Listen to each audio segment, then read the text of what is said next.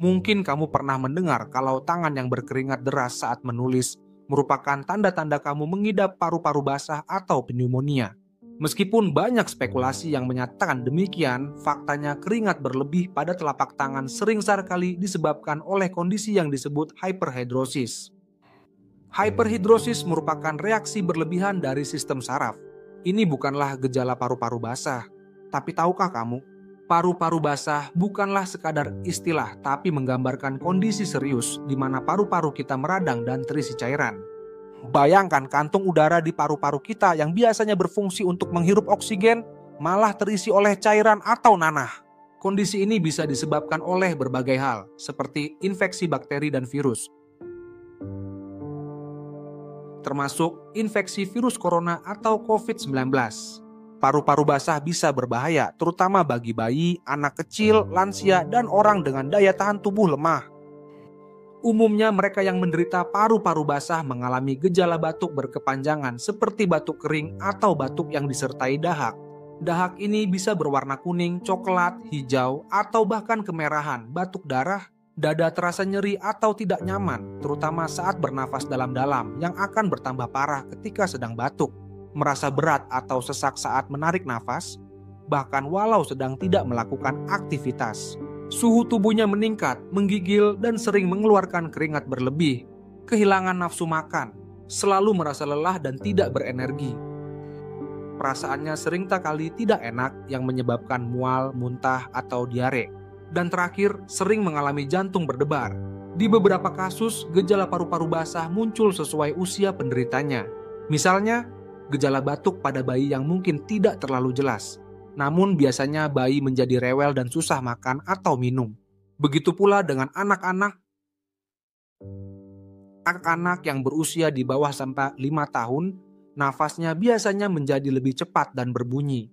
Selain infeksi bakteri dan virus, terdapat faktor-faktor lain yang bisa meningkatkan risiko terkena paru-paru basah. Sering menghirup asap rokok dapat merusak sistem kekebalan tubuh dan mempermudah terjadinya infeksi pada paru-paru. Orang lanjut usia lebih rentan terkena penyakit paru-paru basah dikarenakan seiring bertambahnya usia, sistem kekebalan tubuh juga jadi melemah. Orang-orang dengan sistem kekebalan tubuh yang lemah seperti penderita penyakit kronis seperti diabetes, penyakit jantung, dan HIV/AIDS juga lebih beresiko terkena paru-paru basah. Paru-paru basah memang penyakit yang gak mengenakan, tapi tetap tenang. Paru-paru basah bisa kita cegah. Bayangkan paru-paru kita sejatinya bertugas untuk menyerap oksigen dan mengeluarkan karbon dioksida. Nah, kalau paru-paru basah, ia ibarat spons yang terendam air dan jadi basah, ia tidak bisa bekerja secara maksimal. Jadi, agar spons paru-paru kita tetap kering dan sehat, dibutuhkan langkah pencegahan berikut. 1. Rajin cuci tangan. Tangan kita sering sekali terkena kuman, dan kuman bisa masuk ke paru-paru lewat hidung dan mulut. Makanya rajinlah cuci tangan pakai sabun dan air mengalir, terutama sebelum makan, setelah dari toilet, dan setelah beraktivitas di luar rumah. 2. Pakai masker. Ini sangat penting, terutama kalau kamu lagi sakit atau lagi di tempat ramai. Masker bisa menghalangi kuman masuk ke paru-paru kamu dan juga orang lain. 3. Jaga kebersihan. Rumah, debu dan kotoran bisa jadi sarang kuman. Bersihkan rumah secara rutin, terutama di tempat yang sering disentuh, kayak gagang pintu, saklar lampu, dan meja makan. 4. Hindari asap rokok. Asap rokok bisa merusak paru-paru. Jangan pernah merokok dan hindari asap rokok dari orang lain. 5. Konsumsi makanan sehat. Makanan bergizi bisa meningkatkan daya tahan tubuh.